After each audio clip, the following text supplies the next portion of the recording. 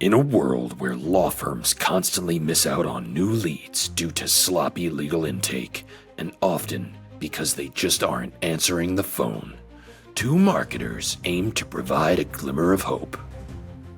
I thought we agreed we weren't going to do the announcer thing. Thank God, because that hurts my throat.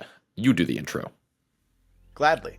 I'm Tony Prieto, and this is my colleague Nick Werker. Believe it or not, we're marketing professionals. Well, I think you're the professional. But we are true experts when it comes to all matters legal intake. For over a decade, our company, Answering Legal, has helped ensure that growing law firms never miss out on connecting with new leads. And now we're ready to share our trade secrets and help make the legal world a better place. Or at the very least, help our listeners shore up their lead capturing processes and convert more callers to clients. Welcome to the Legal Intake Experts Podcast. Let's dive right in. Hey everyone, welcome back to the Legal Intake Experts Podcast. I'm joined, as always, by my co-host, Tony Prieto. And today, for the first time ever, we have a third host joining us. He's not a guest, he's a host. You've seen him speaking at lawyer events across the country, sharing daily advice on LinkedIn, and of course, going deep with top legal minds on his podcast, The Earley Show. Our good friend, my actual friend, Christopher Earley, is here. I'm pumped. Oh, I'm more pumped. This is awesome. Thank you so much, guys. You guys freaking rock, and I'm so excited to talk with you guys. This is awesome. We were talking about it before the show. You know, we're just like starstruck to be here. I'm a big fan of the Earley Show, so I'm like looking forward to this conversation. I'm so excited. It's gonna be awesome, guys. Thank you so much. This is great. You've been running your law practice for years. I have an unfair advantage in this conversation because I know so much about you because I read your book, and I've known you for like a few years. Yeah. Getting an early plug in. Yeah, actually. No pun intended. So you kind of get plenty of people reaching out to your firm because like you're established, you have marketing and branding, and you're like a master networker. Can you sort of tell us what your current intake process looks like and maybe like what it used to look like, things that you've learned? How do you focus and make sure that you're continually creating a good first impression for people reaching out to your firm? Well, I'm a master at nothing. And so just like you, we're just students here, just learning in this, challenging profession that we're in.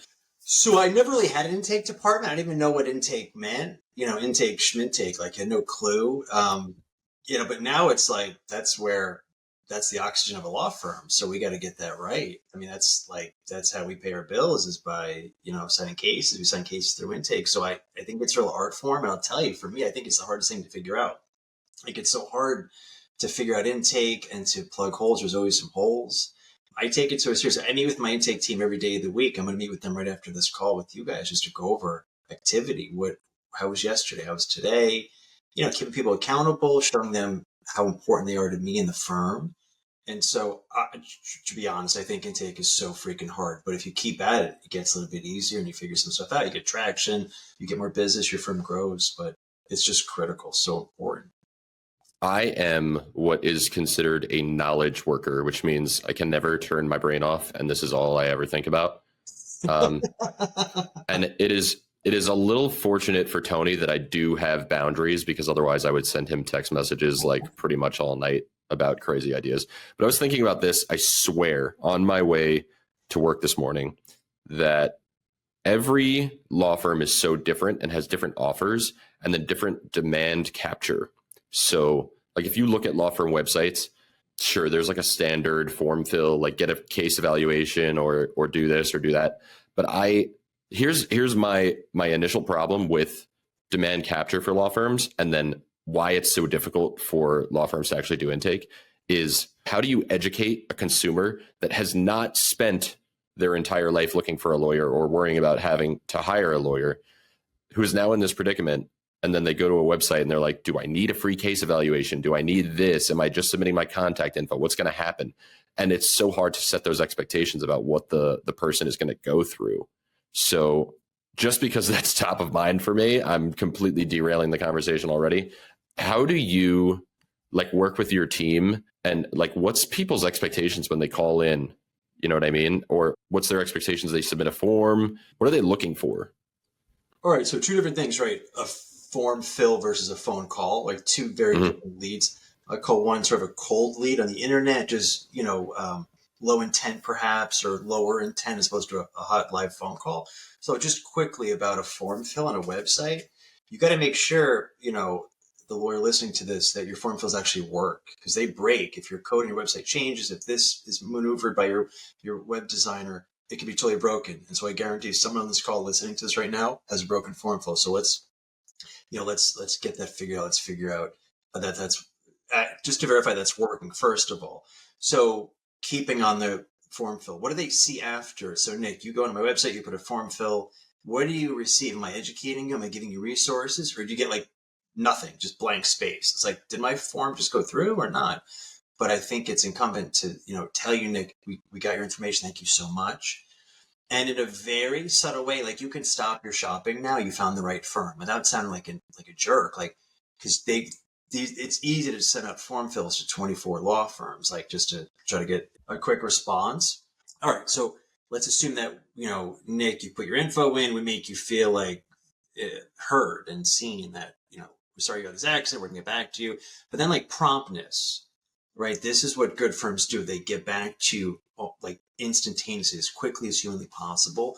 But if that's sitting in someone's inbox, they have no idea Nick reached out, right? So, Tony, we'll use your name too. Don't be offended. We'll get you. But no, I'm listening.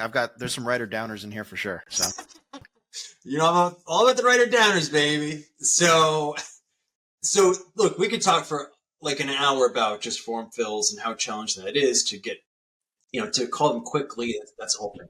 Let's say, Nick, you call the office, right? I think that's where the representation starts. And that's where we need to stop the shop. So you stop calling the law firms. You've discovered, okay, I found the right firm. These guys are good. Like, they're hearing me. They're empathetic. They're not intimidating, because I was expecting intimidating, arrogant attorney. I'm actually talking to someone who cares about helping me, and I feel good. I feel I'm disarmed by that, which is nice. Hopefully the client's feeling that. And then we go through a sales process, right? That's pretty, elaborate and choreographed and structured. But this comes down to like making people feel good. So if you are not comfortable calling, Nick, you just do a form fill, got to make sure that you feel important. Tony, right? You call the firm and you have a case, and make sure you feel important. That's important to us. And I think it shines through when people reach out. Yeah, it's something that we talk about a lot, is like when you are talking to someone who's called your firm for the first time, they need to feel like the most important person at your firm. Totally. Because otherwise, if you just give them a less polite welcoming, let's say, they can get that from any law firm. You need to show them like right up front what your firm is about.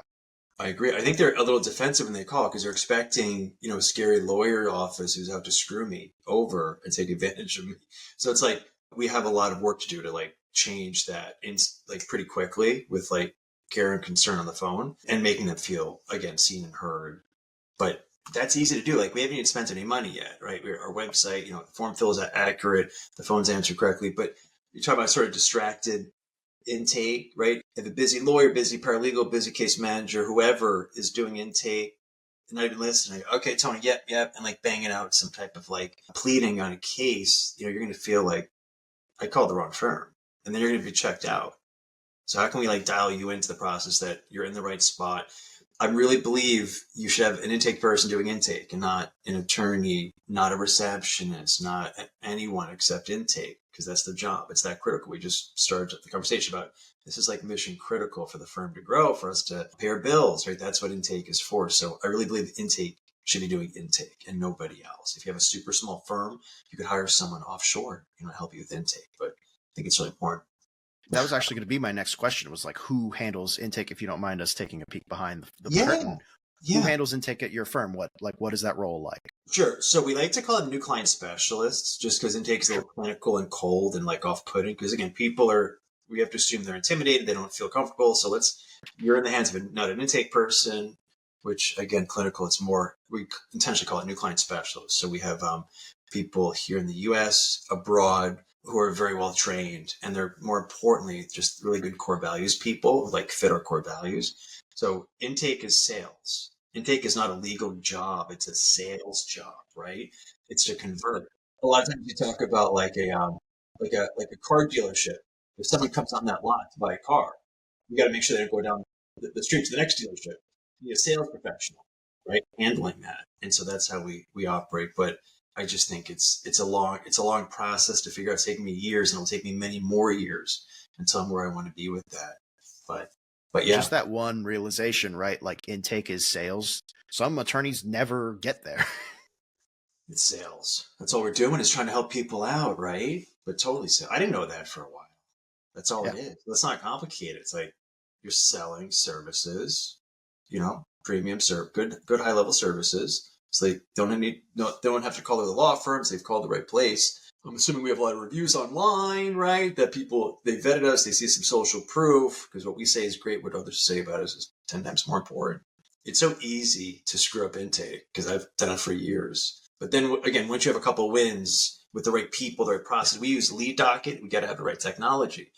Guys, I talk to so many lawyers like, oh, my intake is great. It's all dialed in. Like I don't lose leads. You're losing leads every week because you're not tracking this data and recording numbers. And, I think you have to be kind of maniacal to be completely pathological about not missing leads because it will fall through the cracks.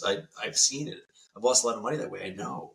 Yeah, but at the same time, like here you are successful and you are saying, I screwed up intake for years. So, if you're an attorney listening to this and you've been screwing up intake your whole career, you can still turn that around and, Definitely. It'll completely change the way your law firm runs, right? Yeah, it's like rocket fuel, right? Because you're spending all that money, you're hustling, you're networking, you're spending your money on Google. You're literally losing so much money if you're not capturing every lead, following up. We could talk about follow-up. As they say, the fortune is in the follow-up. That's a whole nother angle.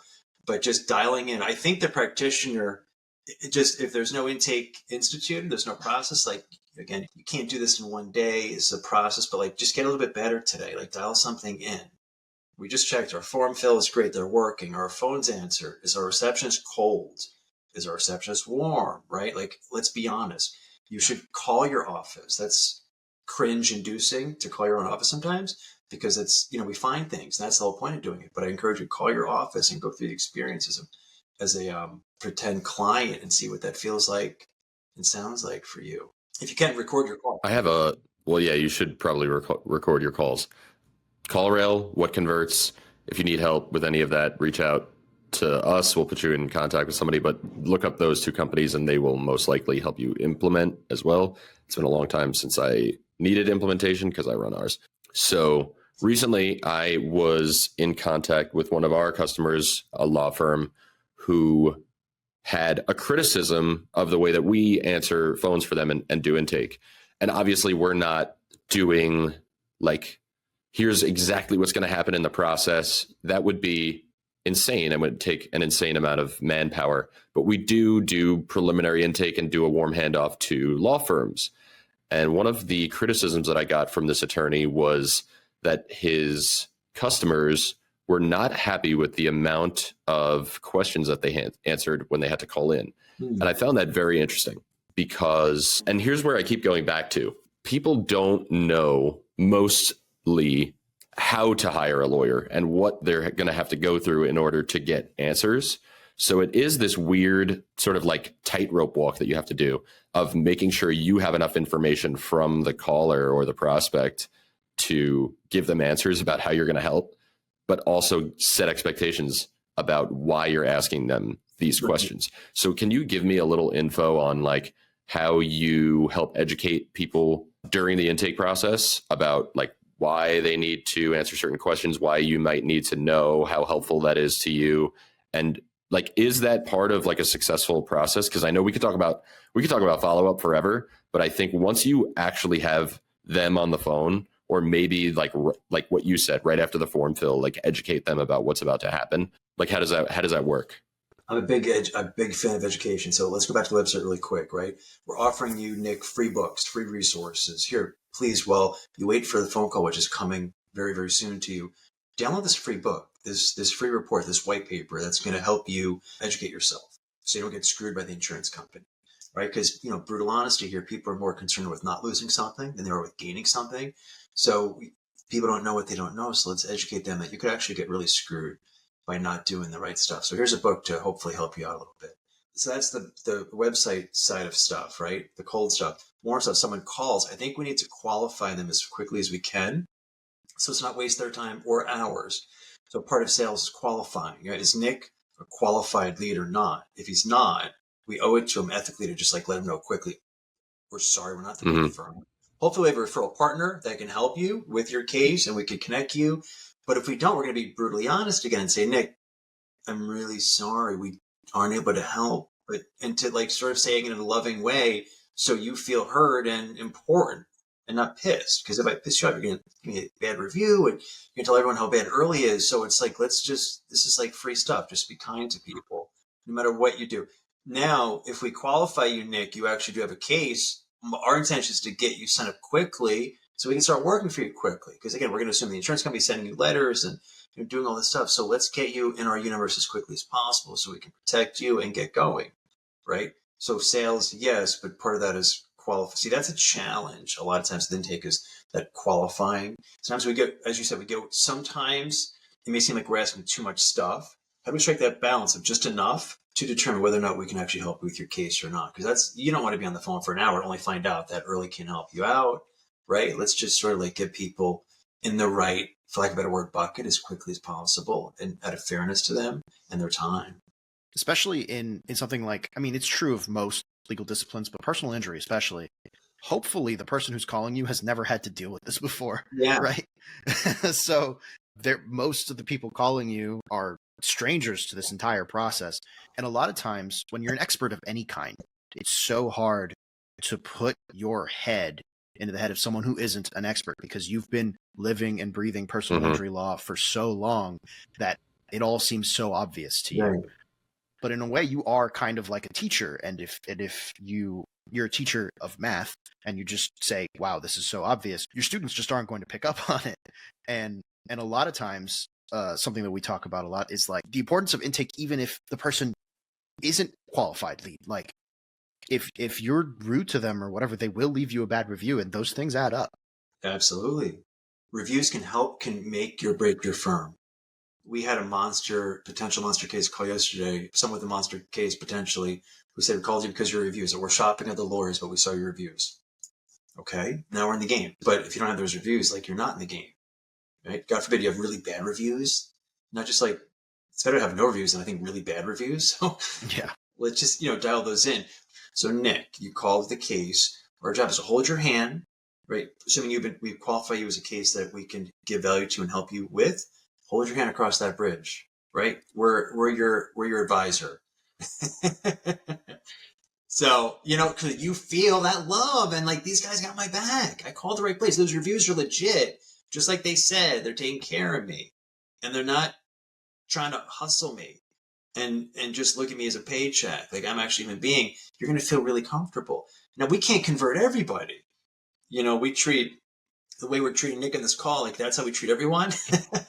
But we can't make every, person who calls sign. We want to, but we can't. About 9 out of 10, we can that we want. And you should know your intake numbers, like what percentage you got to get into this. And it's hard as hell, but you got to know your numbers. Like I got to a point where I was getting too deep in this stuff. I was like, all right, let's just come up for air. Let's not go too deep into stuff. But you can definitely really move the needle with your intake when you know your numbers, because they're probably not as good as you assume them to be if you're not measuring. You can absolutely go too deep. I used to work with a good friend of mine at Prieto Legal. Shout out to Jake Barufkin. This guy is a mastermind of like data analysis, CRM reporting, and what he does for law firms is like deep audits of intake and conversion rate. But he has experience doing this at like large places, right? And he was like, you got to be careful because the more granular you get with this stuff, the more that you'll try to rescue people. It was important for him to not be negative, right? So one of the things that he and I would discuss often was, say you have 2 new client specialists, right? And for whatever reason that when a form fill comes in, this person is better at calling up that person and having the conversation where they reached out and made the phone call. And the other one is much better when they answer the phone call. Yeah. What are you going to do with that information, right? Yeah. And so I think a lot of knowing your numbers like that really informs your intake. At the end of the day, I think, and I love to say this because I think a couple of years ago, I remember I did a webinar with somebody and lawyers were like, I love everything you're talking about, but every time I get on the phone with somebody and I try to be really salesy, I feel like I'm taking advantage of them.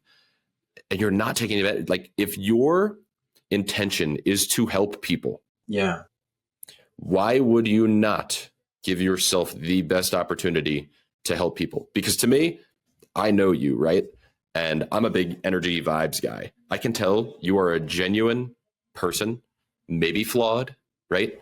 Like we all are. But What? I think you honestly, What are you talking about, man? I said Never. maybe. But like if you genuinely want to help people, you're not the used car salesman who's selling somebody a car that they know is faulty, right? Like even car salesmen, they get a bad rap. You went in, you want to buy a car. You're mad that this person wants to sell you a car and help you out. It doesn't make sense unless their underlying motivation is malicious. Let's call it that. Yeah, they sniff it out immediately if this lawyer they're talking to or this intake person, whoever, is legit or not and cares about them, is in it for the right reasons. I'm telling you, if you just look at this, if you're just, the attorney listening to this, if you're just like hustling, trying to chase money, it's going to run away from you. It's not a good recipe for success. Seek to help people. This isn't more about intake. It's about just like being a good person, I feel like. And intake is part of that, obviously, and running a firm and all this stuff, how we operate in this world.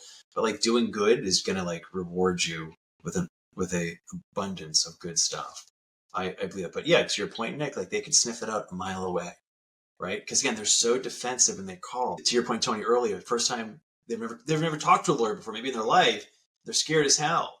And they're ready to find a reason not to like you. And it's easy. So if you drop the ball, if you're distracted on that phone call and you're showing, lack of concern, you eliminate an opportunity that came on a silver platter, someone who wants to work with you, and you screwed it up. It's so avoidable. And it's easy to get in your own head about it too, because, you understand all of the work that goes into it, all of the paperwork. And it's easy if you're sitting there doubting yourself to say, okay, well, what is this case? Even if, as I hope, most lawyers at their core want to help this person. If you're sitting there doubting yourself, it's easy to go way too far in that and start to see like this person talk. Am I like, and start questioning your own motivations, and then, that can have negative reverberations on the person you're talking to. Like it's so easy to, especially a lot of attorneys are, let's say, cerebral, right?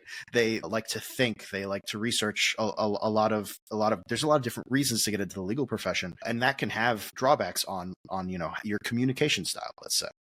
Absolutely. So if you are not good at that, like soft skill stuff, you need someone who is. I think, just listening to what you said reminds me of like these soft skills. Like that's what you want for your intake people to be. And not everyone is like this, but I do believe it's easier to hire for that position for an intake or new client specialist than it is for other positions at a firm. Because there's a lot of people out there that can sell, right? Now let's get even deeper. Like there's fewer that can sell with effectiveness, compassion, empathy. Because like we're in the problem business. People call lawyers because something bad happened or is about to happen or could happen. Like the precipitating event that led to the call is shitty. So we got to like make sure they understand that they called the right place. And like, this is like psychology, just like being listening, really listening. Right. And it's hard because like our intake people get busy and things, the fires are burning in the stove. There's many pots, overflowing. You have to like give that person your strict attention. It's a really good experience. I mean, that's what it just comes down to, but really hang on the words, listening. But I call it soft control. Tony, you call my office today with a new case. I just can't let you go on for an hour about what we got to like, it's not fair to you. We got to, because you may be nervous if you're just like talking a lot and I give you space talk and you go deep. We don't need to do that. Just like, let's get to helping you so that you can go on with your day. You don't have to worry about your case. We're going to worry about it for you because you're all set now. You called the right place. And that's the thing, is that's exactly what someone calling a law firm is looking for. Maybe they'll talk. I, for example, would talk for an hour. If you just let me talk, I'm just going to keep talking. Same. But what they're looking for is to feel like their job is done. Now they've found the right person who's going to handle it for them, and they don't have to worry about it anymore. And the more you can give them that experience up front, the more likely they are to hire you. Just like at the bottom sort of, the bottom line level is like that's the experience that they're looking for. And the more you're able to provide that, the more successful you'll be. you're going to get that signed client. You're going to get the client to sign because you've already like won the battle of like convincing them you're a decent firm who's out to help them, as opposed to screw them over. They can sleep at night, not worrying about this stuff. They're probably going to sign. That's just the whole thing. So we just got over the hill. Now we got the case, and we're going to make that client happy. They may send us 10 people in the course of our career. They may leave a Google review like only good things happen. Well, we're good at this stuff. We really pay attention to it. I'm just, as I said, this is a hard slog of getting intake dialed in. But at least we're trying, I think that's what practitioners need to do, is always be optimizing your intake. I like what you said about like lawyers, if you're out there just chasing money, it's going to run away from you. Yeah. I had this mindset switch maybe a couple of years ago where like I'm a marketer. I need to drive as many leads as possible. Pipeline needs to be full. It needs to be moving. It needs to be efficient. That's really not the point of marketing. The point of marketing boils down to three things. You want people to know you, you want them to like you, and you want them to trust you, right? When you do those things, you become attractive to people. You want to attract people. You don't want to force them to do anything. It's the exact opposite of what we're talking about here. Right. So I think that same principle applies to intake, right? They already know you because of marketing, right? But when they call you, they have a semblance of like whether or not they like you. Like if somebody reads your Google reviews or sees your LinkedIn posts, you're a pretty likable guy. But it's important for them to have this experience with you where they do like you, where they do trust you, so that you can get to that point of they don't even need to ask those 20 nuanced questions that they researched on ChatGPT. I think that's the difference between what lawyers are worried about not doing and actually doing, right? Like become the law firm that you would want to hire if you were in that problem, as opposed to trying to go out there and convince people to hire you because of your expertise and authority or something like that. I love that. So you're attracting business as opposed to chasing it, because that's the way, right? Are you familiar with Dan Kennedy? He's a business guru. He spoke at this great legal marketing event. I've learned so much from Dan. I encourage the audience, get into Dan Kennedy, read his books. You will just have a better career, more profitable, prosperous. He's changed my career. He spoke live at this Ben Glass great legal marketing event a few weeks ago in Virginia, and he described business this way. He said, suppose you're at a cocktail party and you overhear someone behind you talking about, I think I need an estate plan set up. And then the attorney turns and says, I can help you. Well, that's like chasing, as opposed to like being the guy or the gal that people chase as the one who handles the estate plans at the party. Like, that's the guy or that's the gal you want to go to. There's no real sales. Like they're going to come to you and sign. But like, yesterday, the person who called, it was a very serious case. If I sat there, I'm like, let's do it right now. Let's just get you signed up. We're going to, get you all this money. Come on, let's go. Like they're going to be freaked out. And so my style is like, you have a big, I was always like this, guys. I was that guy. I was like, hey, let's just get it done. I was doing that for years. Now I say like, this is a big choice. You have a massive decision which lawyer to hire. You have to do what's right. I'm not the right firm for everybody. My point, and I hope this is helpful to the audience, the less you need business, the more you get, the more you're going to use the word attract, right? When you're desperado, they can sniff it out. These clients are super savvy and smart. The phone is super, you can learn a lot on the telephone talking to somebody and pick up their vibes. If you're desperate, you're probably struggling, right? In some way to get to where you're trying to get to. This is a struggle for me as it is for everybody, but just the less you need the work, the more work you get, I find. So it's a sneaky thing the universe provides. I mean, that's a great life lesson in general, Yeah. I was desperate for work for years. And I was hustling, chasing, like you said, leads and buying. Like that's a game that's just not worth playing. It's a small game. A bigger game is like helping people and being a magnet. Hopefully always, let's like we just talked about free resources. So Nick, you were on my website. You did the form fill. I'm giving you books, right? Like downloads. Maybe you like to consume video. Maybe you like books. Maybe you like this or that. But I'm going to give you options so you can digest that in the way that you like. And then you're going to hopefully, I hope, be attracted to hiring me. And that's the thing is I've talked about like breadcrumbs, Ben Glass, I've taken a lot of stuff from. He's been very helpful for my career. Guys like that, Dan Kennedy, just like establish yourself as the guy or the gal that can help solve the problem. Right. And this isn't just about helping someone get a big check. It's about making them feel good. That's what they remember, right? The feelings, that the experience. I was interviewing someone today for a position. I said, we're not in the law business. We're in the experience business, and we handle legal problems. We are putting people through an experience, and I'll be damned if it's not a really good one, because then I failed my team and my family and myself. So we're in the experience bit, just like you guys, right? You're in the experience bit. Make sure your customers have a good experience. That's how I see this stuff, I try to affect that, and as much as I humanly possibly can. I love to pontificate. I have one story. I play on a Sunday morning sober men's slow pitch team. And I have this good buddy who's really struggling, and I try to help him out. I try to talk to him, but it's one of those things where when somebody's really struggling, you kind of have to let them come to you. Yeah. And just let them know that the door is open. But he's not a bad softball player. He's not a bad athlete. He's like average, like the rest of us. We're not professional athletes. And he gets so frustrated at this game or event because he struggles. And it's so obvious. He wants to prove to us so badly that he is good, that he fits in, that he's worthy. And he's chasing it, right? Too much, right? If you squeeze it, you're going to break it. And so I tried to recently have this conversation with him where I was like, hey, listen, we all think you're great.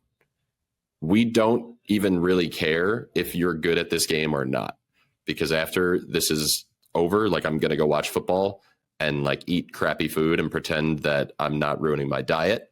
I don't even remember where I was going with this, but it's this thing of like, it's the classic Southern rock yeah, hit, thank you, Hold Tony. On Loosely by 38 Special, Hold on loosely, but don't let go, because if you cling too tightly, you're going to lose control. Yes. Great reference. Thank you, Tony. It's true. I have 80s, baby. I have the worst.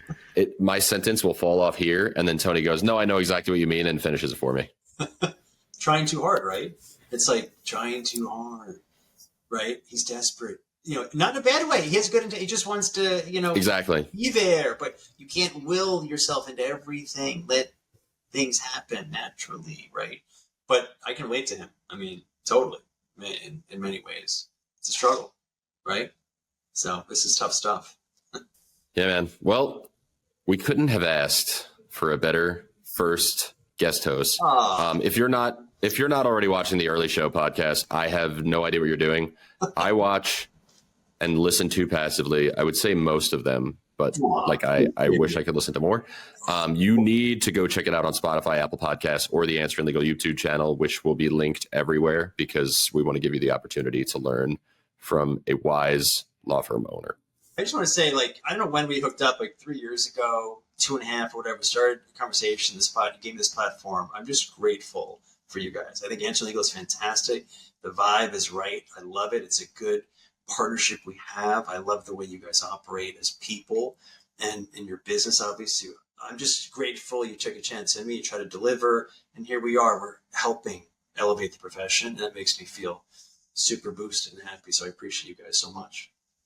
I couldn't agree more.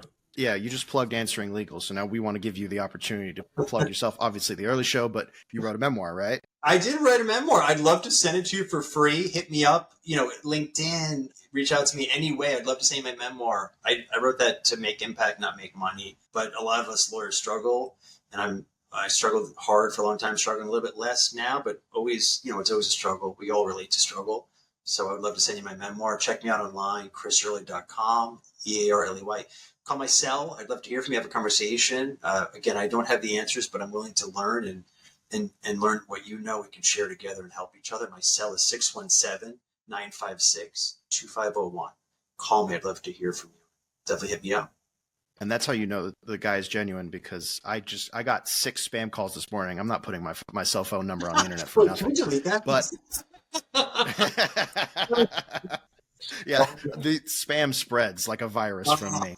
But thanks so much for joining us, Chris. And just as a quick reminder for our listeners, if you'd like to learn more about Answering Legal and how we help firms manage their intake, visit answeringlegal.com, and there's a link in the episode description to get a free 400-minute trial. I think we did it. I think that's it. See you next time, everyone.